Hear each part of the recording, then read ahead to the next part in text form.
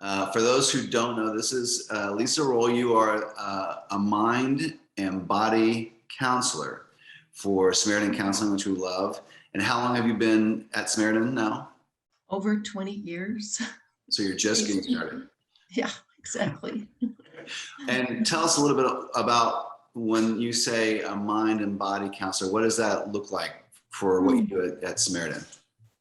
Well, I come from a holistic approach, mind and body and spirit being all one together. And, now we have a lot of brain research, the somatic body research, to know that when we have a thought, it affects how we feel, and what we do with our body also affects our well-being, our mental well-being.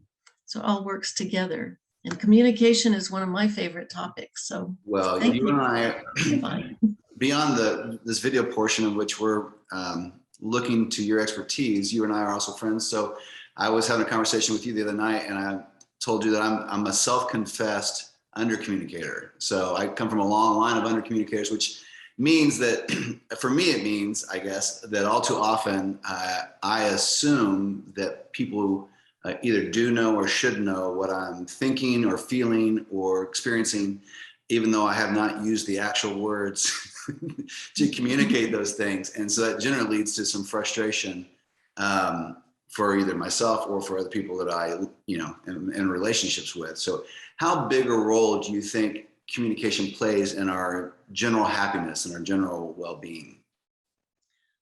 Well, I think it is a matter of closing that gap, between, just like you said, what we're thinking, what we're really meaning, and then closing that so we can really deliver it to the other person. And then there's the other piece of really listening to what that person has said and catching it, reflecting it back so that they can say, yeah, you got me. You understand me. And then we're coming closer together rather than distancing ourselves in our relationship.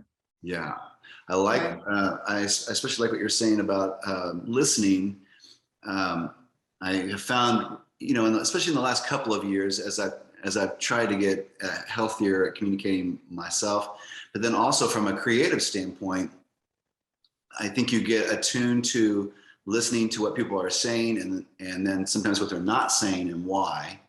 And that can sometimes be a clue. So I think you and I were joking. We have a 102-year-old friend, and we see her about once a week. And we were having a conversation, and she was trying to explain to me that a friend of hers had a stroke, and now she was getting rehab, and she was getting rehab in a city, and then the name of the city escaped her. She couldn't remember the name of the city, and so she was trying to give me hints so I would know the name of the city.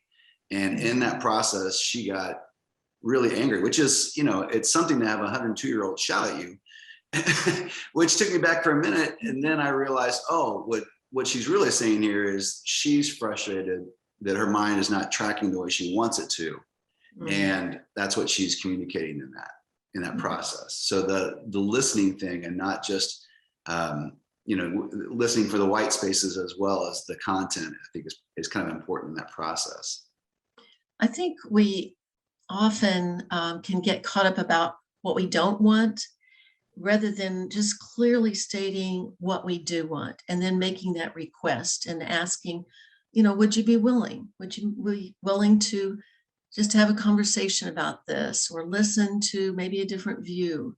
And that starts to open up the doorways to begin to talk.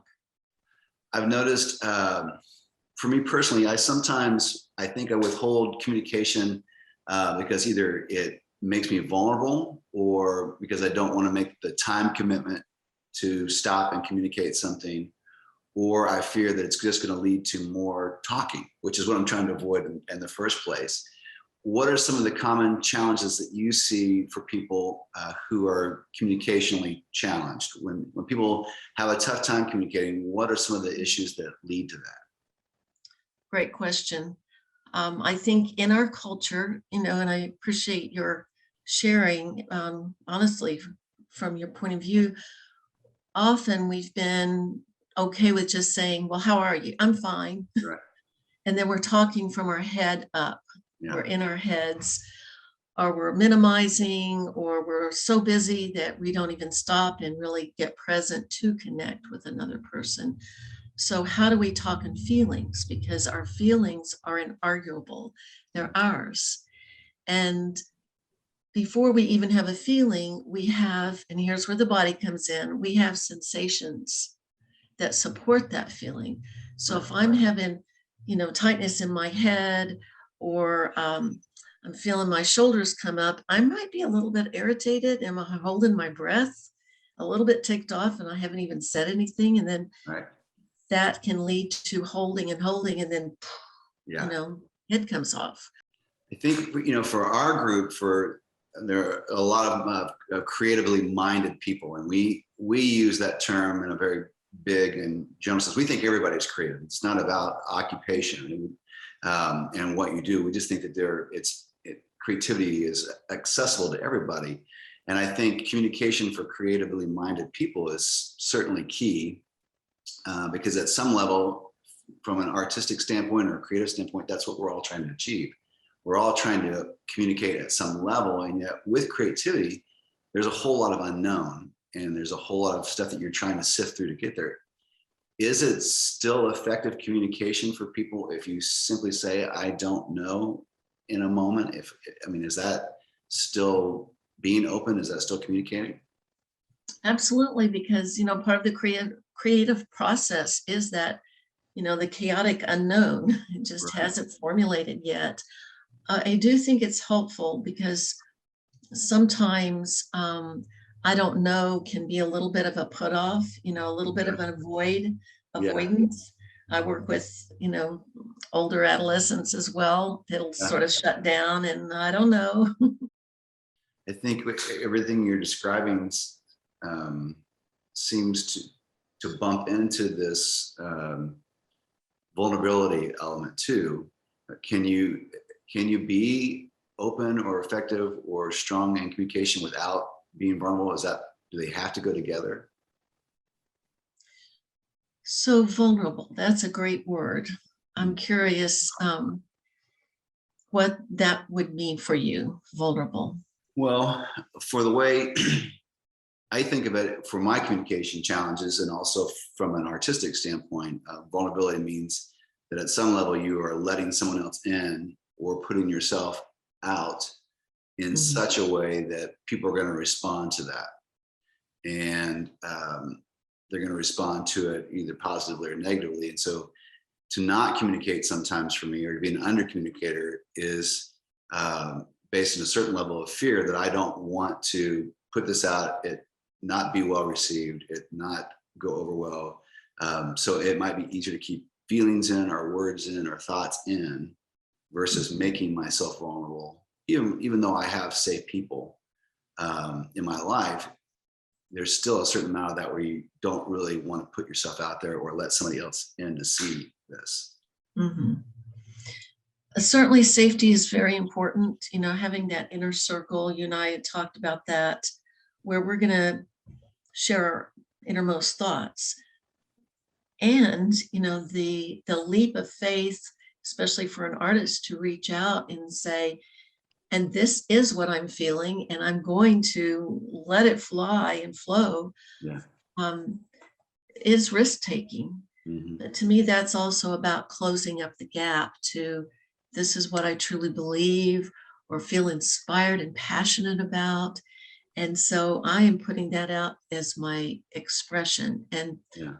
when it's the feelings, this is how I feel, and I'm expressing it in colors and paint, nobody can argue with that. Right. Even if that might not be their form, feelings are ours, and feelings, intimacy is into me see. Mm-hmm. Yeah. And if I take that step to share with you, then that takes courage Yeah. and a willingness to be seen. If we would consider more how we communicate, like you say, talking about feelings versus talking about thoughts or judgments. So if there's a judgment involved, that person automatically is in a defensive place, and they have to overrule that, which is hard for people. It's hard when we feel attacked at some level to overrule that and choose to respond in a different way. So when we say things, and it's this, and for me with art, it's kind of that way. I have to make a decision creatively sometimes on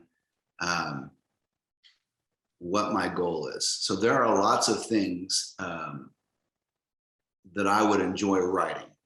There are a lot of things that I will write just to get them out of my head, because otherwise I will keep replaying it until I do. But if I wrote those things and I released them, it would put the audience, it would put a certain segment of that audience in the defensive, and it would result in me being able to get zingers out, but it would not result in a conversation. It would result in making someone defensive. So there are other ways that I can communicate about that same subject. There's other ways I can do art that would engage a conversation without shutting the other party down. And I think that's an interesting way to go about that stuff, whatever the conversation is. If we just want to be right, we can do that. But if we want to create some change or open someone's mind or heart to something, then that can change the way we communicate to each other and the words we use, like you say about feelings versus judgments and thoughts and all of that. Yeah, I think that right and wrong is like a teeter-totter, because when one person's right, the other person's wrong, it doesn't feel very good. And then it goes back the opposite way.